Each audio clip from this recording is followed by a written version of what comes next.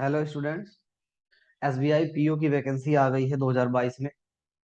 क्या वैकेंसी है, क्या एग्जाम पैटर्न है एसबीआई पीओ का, और क्या सिलेबस है, क्या इसकी सैलरी वगैरह है, इन सब चीज़ों को हम लोग डिस्कस करेंगे और आपको इम्पोर्टेंट इन्फॉर्मेशन, एक एक इन्फॉर्मेशन जो आपके एग्जाम के लिए इम्पोर्टेंट है। तो आइए स्टार्ट करते हैं इसको। क्या यहाँ पे क्रूशल डेट्स हैं? तो अगर हम बात करें तो ये जो है आपका 22 तारीख से स्टार्ट होगा, मतलब आज से 22/9/2022 से इसका एप्लीकेशन जो है स्टार्ट हुआ है। पेमेंट वगैरह भी आप आज 22 तारीख से स्टार्ट कर सकते हो।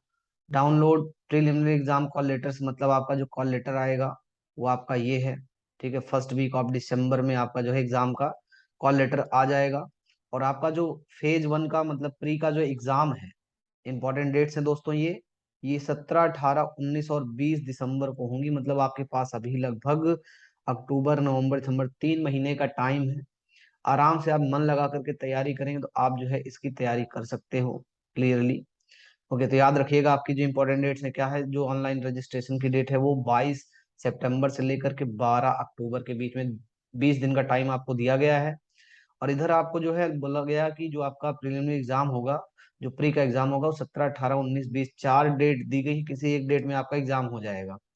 रिजल्ट जो है दिसंबर में ही आ जाएगा। फिर उसके बाद मेन का जो एग्जाम है या कॉल लेटर है वो जनवरी में आएगा। और जनवरी से फरवरी के बीच में आपका जो है पेपर हो जाएगा। रिजल्ट इसका जो है फरवरी में आ जाएगा। डाउनलोड जो टीयर 3 का कॉल लेटर है वो आपका फरवरी या आगे आएगा। इसमें साइको टेस्ट होगा आपका फरवरी मार्च में।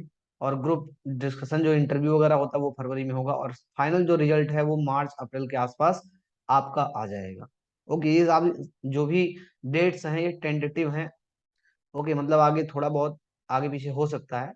बात करते हैं यहाँ पर नंबर ऑफ वैकेंसीज की। नंबर ऑफ वैकेंसीज दोस्तों यहाँ पर एससी के लिए 270 दी गई है। एसटी के लिए 131 दी गई है। ओबीसी के लिए 464 दिया गया है। ईडब्ल्यूएस के लिए 160 दिया गया। और यूआर अनरिजर्व कैटेगरी मतलब जनरल वालों के लिए 648 वैकेंसी दी गई है। टोटल यहाँ पर 1673 वैकेंसी है, जिसमें से ये 73 जो है बैकलॉग में है, मतलब पिछले साल की वैकेंसी है। तो एक तरीके से आप कह सकते हो जो न्यू कैटेगरी है, जो न्यू वैकेंसी है वो 1600 की है। Okay, 1600 vacancy total I. पिछले साल के मुकाबले इस बार थोड़ा सा कम आई, क्योंकि पिछली बार जो है 2000 के ऊपर आई थी वैकेंसी। इस बार थोड़ा सा ये कम है। ओके, नेक्स्ट अगर हम बात करें यहाँ पर, तो जो एलिजिबिलिटी है, जो आपका क्वालिफिकेशन होना चाहिए, वो क्वालिफिकेशन क्या मांगा गया है तो आप देख सकते हैं ग्रेजुएशन आपका होना चाहिए। ग्रेजुएशन आप किसी भी डिसिप्लिन से, किसी भी स्ट्रीम से हो, बस इतना ध्यान रखना कि आपका जो सर्टिफिकेट इशू करने की डेट होती है वो 31 दिसंबर 2022 तक हो जाना चाहिए। आपकी मार्कशीट में, सर्टिफिकेट में, ग्रेजुएशन में लिखा होना चाहिए। उसके पहले पहले 31 दिसंबर 2022 के पहले आपका होना चाहिए। ओके, नेक्स्ट अगर हम बात करें यहाँ पर जो एज लिमिट दी गई है, तो एज लिमिट कब से काउंट की जाएगी? 1 अप्रैल 2022 से। जी हाँ दोस्तों, अगर आप 1 अप्रैल को आप इसकी एज क्राइटेरिया आप फुलफिल कर रहे हो तब तो ठीक है। जिसमें बोला गया है नॉट बिलो 21 ईयर। अगर आप 21 के हो जाते हो 1 अप्रैल 2022 को तब तो ठीक है। और अगर नहीं हो रहे 21 साल के तो फिर भाई इस बार नहीं भर सकते, अगली बार आपको देखना पड़ेगा। और 30 साल से ज्यादा नहीं होना चाहिए। Okay, not more than 30 years. Okay, तो यहाँ पर देख लीजिए, बताया भी गया कि आपका जन्म तिथि जो है नॉट लेटर देन 1/4/2021, मतलब 2001 के बाद नहीं होना चाहिए। 1 अप्रैल 2001 के बाद आपका जन्म नहीं होना चाहिए। और ना ही 2 अप्रैल 1992 के पहले आपका होना चाहिए। ओके, मतलब इस डेट को अगर आपको, आपका जन्म हुआ है 2 अप्रैल का, बोला गया है ये आप माने जाओगे। अगर आपका 1 अप्रैल को जन्म हुआ है 2001 को तो आप तब भी माने जाओगे, आप कैंडिडेट हो, आप एलिजिबल हो। लेकिन इसके अलावा अगर आप 2 अप्रैल 2021 को पैदा हुए तो नहीं माने जाओगे। अगर आप 1 अप्रैल 1992 को पैदा हुए तो नहीं माने जाओगे। मतलब ये चीजें बोल दी गई हैं आपको। कुछ एज रिलैक्सेशन यहाँ पे दिया गया है। SC ST में 5 ईयर्स, ओबीसी में जो है 3 years, person with bench mark, ऐसे करके आपको जो ये सब सारी चीजें बताई गई हैं। सिलेक्शन प्रोसीजर जो है, बोला गया है the selection professional officer will be done through E3 phases. ठीक है, 3 फेज प्रोसेस, मतलब 3 फेज होगा। एक आपका प्री का होगा, एक आपका मेंस का होगा, एक आपका जो है इंटरव्यू और जो है ग्रुप डिस्कशन का होगा। तो देखते हैं यहाँ पर क्या है। यहाँ बोला गया 3 सेक्शन आपके होंगे यहाँ प्री एग्जाम में, ये आपका प्री का एग्जाम है। जैसा कि मैं आपको बताते हैं, यहाँ इंग्लिश होगा, ओके, क्वांट होगा और रीजनिंग एबिलिटी होगी। ये सब आप जानते हो, 30 नंबर के होगा, 35 का ये होता है, 35 का ये होता है। और इतने ही आपके मार्क्स भी दिए जाते हैं, जितने नंबर ऑफ क्वेश्चन होते हैं उतना एक एक क्वेश्चन पे एक एक मार्क्स होता है। और टोटल 100 क्वेश्चन हो जाएंगे आपके, टोटल मैक्सिमम मार्क्स भी आपके 100 होंगे, मतलब हर एक क्वेश्चन पे एक नंबर होगा। 20 मिनट 20 मिनट 20 मिनट सबको अलग अलग सेक्शनल टाइम दिया जाता है, टोटल टाइम आपका 1 घंटे का होता है। मतलब आपका जब 20 मिनट एक खत्म हो जाएगा तो आपका इंग्लिश लैंग्वेज का जो सेक्शन है वो अपने आप बंद हो जाएगा, अपने आप क्वांट वाले सेक्शन पे आ जाएगा। क्वांट के 20 मिनट जैसे ही खत्म हो जाएंगे, अपने आप जो है ये रीजनिंग वाले सेक्शन पे आ जाएगा। फिर आप वापस नहीं जा सकते हो, अगर टाइम ओवर हो गया तो आप इंग्लिश लैंग्वेज पे या क्वांट लैंग्वेज पे आप वापस जाके क्वेश्चन सॉल्व नहीं कर सकते। इसलिए आप टाइम रहते ही क्वेश्चन को आपको सेव एंड नेक्स्ट कर देना है, उस वाली बटन पे क्लिक कर देना, सेव एंड नेक्स्ट कर देना, जिससे आपका आंसर जो है सेव हो जाए। ओके, तो ये हो गया भाई। यहाँ पे नेगेटिव मार्किंग होगी, नेगेटिव मार्किंग सबके लिए है, प्री और मेंस दोनों में नेगेटिव मार्किंग है, कितने की, 0 पॉइंट, ठीक है, 0.25 की जो है नेगेटिव मार्किंग होगी। याद रखना, हर एक क्वेश्चन पे एक नंबर आपको अलॉट किया जाएगा और वैसे ही नेगेटिव मार्किंग आपकी की जाएगी। नेक्स्ट बात करते हैं selection criteria for mains. Category wise merit list will be drawn on basis of aggregate mark score in the prelim exam. Category wise जो है मेरिट लिस्ट बनेगी, जैसे एससी की अलग, एसटी की अलग और ओबीसी की अलग, ऐसे मतलब बनेगी। There will be no sectional cut off, मतलब प्री में कोई सेक्शनल कट ऑफ नहीं होगी कि इंग्लिश का अलग से बनेगा, मैथ का अलग से, नहीं, ऐसा ओवरऑल कट ऑफ बनेगी। कैंडिडेट नंबरिंग 10 टाइम अप्रॉक्स, मतलब जो आपकी वैकेंसी है उसका 10 टाइम, जैसे 1600 आपकी वैकेंसी है तो 1600 का 10 गुना जो है स्टूडेंट को मेंस में बुलाया जाएगा। मतलब कितना हो जाएंगे, टोटल 16,000 स्टूडेंट्स को मेंस में बुलाया जाएगा, ये मान के चलिए आप। ओके, उसके बाद बोला गया है फेज टू मेंस एग्जाम का क्या क्राइटेरिया है। तो कह रहे हैं mains exam will be conducted online and will consist of objective, objective type का होगा, टेस्ट फॉर 200 मार्क्स, यहाँ पर 200 मार्क्स का एग्जाम होगा। डिस्क्रिप्टिव टेस्ट फॉर 50 मार्क्स, यहाँ पर डिस्क्रिप्टिव होगा, मतलब ऐसे राइटिंग होगी आपकी मेंस में साथ में। The descriptive test will be administered immediately after conclusion of the objective test, मतलब जो डिस्क्रिप्टिव टेस्ट होगा ये मेंस के एग्जाम के तुरंत जस्ट बाद होगा, तुरंत आपको जो है ये सेक्शन आ जाएगा, कौन सा, इमीडिएटली आफ्टर ऑब्जेक्टिव टेस्ट, मतलब आपके जो 200 क्वेश्चन है ऑब्जेक्टिव वाले उसके जस्ट बाद आपका एक करवा लिया जाएगा। And candidate will have to type their descriptive test answer on the computer, और उनका जो एस्से लेटर का जो टेस्ट होगा वो कंप्यूटर पे उनको टाइप करके करना होगा, कह रहे हैं। मेंस में देखते हैं क्या चीजें हैं कैसे हैं। तो बोला गया है the duration of objective test in 3 hours is 3 hours, मतलब 3 घंटे का आपका जो है ऑब्जेक्टिव टेस्ट होगा। And it consist of 4 section, और इसमें 4 सेक्शन होंगे, मतलब 4 सब्जेक्ट होंगे। Total 200 marks, there will be separating time for each every section, मतलब कि हर एक सेक्शन का अलग अलग टाइम होगा। तो यहाँ पे पहला सब्जेक्ट आपका है रीजनिंग एंड कंप्यूटर एप्टीट्यूड, मतलब इसमें कंप्यूटर भी रीजनिंग के साथ जोड़ दिया गया है। टोटल नंबर ऑफ जो क्वेश्चन है 40 है, मैक्सिमम मार्क्स आपका 50 है, और ड्यूरेशन दिया जाएगा आपको 50 मिनट का। ओके, डेटा एनालिसिस इंटरप्रिटेशन, मतलब मैथ से related 30 question, 50 maximum marks, 45 minute. General awareness, economy, banking awareness के 50 क्वेश्चन होंगे, 60 मैक्सिमम मार्क्स एंड 40 मिनट्स में आपके होंगे। इंग्लिश लैंग्वेज में 35 क्वेश्चन, 40 मैक्सिमम मार्क्स, 40 मिनट में करने होंगे। टोटल आपका 155 क्वेश्चन, 200 मैक्सिमम मार्क्स, और टोटल टाइमिंग जो है 3 आवर्स की दी जाएगी। और उसके जस्ट बाद, जैसा कि उन्होंने बोला, ये आपका खत्म हो जाएगा ऑब्जेक्टिव, उसके तुरंत बाद आपका डिस्क्रिप्टिव पेपर करा लेंगे, और वो भी आपका कंप्यूटर पे ही होगा। इंग्लिश लैंग्वेज होगा, इंग्लिश में आपको एस्से और लेटर राइटिंग लिखनी होगी, दोनों लिखने होंगे, एक एक आएगा और दोनों आपको लिखने होंगे। 2 क्वेश्चन पेपर मतलब हो जाएंगे आपका, एक लेटर राइटिंग एक एस्से का। 25-25 क्वेश्चन के दोनों रहेंगे 50 नंबर के, 30 मिनट में आपको टोटल लिखना रहेगा, और यहाँ पे 250 मैक्सिमम मार्क्स आपका हो जाएगा। ओके, फिर आगे बढ़ते हैं। Penalty for wrong answer applicable to both preliminary and main exam, मतलब वही नेगेटिव मार्किंग आपकी जो है रहेगी। There will be penalty for wrong answer marked in objective test for each question with which wrong answer has been given by the candidate, मतलब जो है अगर रॉन्ग आंसर देते हो तो आपके जो नंबर सही भी है उसमें से 1/4 आपके काट लिए जाएंगे। ओके, जितने क्वेश्चन आप गलत करोगे उसका 1/4 आपका नंबर जो है, जो पाए हुए एग्रीगेट नंबर उनमें से कट जाएगा। Sectional marks will not mention for both preliminary and main exam, मतलब सेक्शनल कट ऑफ आपकी जो है नहीं होगी, ना ही प्री में होगी ना ही मेंस में होगी। सिलेक्शन जो क्राइटेरिया होगा फॉर फेज 3, मतलब फेज 3 में जाने के लिए आपका क्राइटेरिया क्या होगा, correct category wise merit list will be drawn on the basis of aggregate marks scored in phase 2।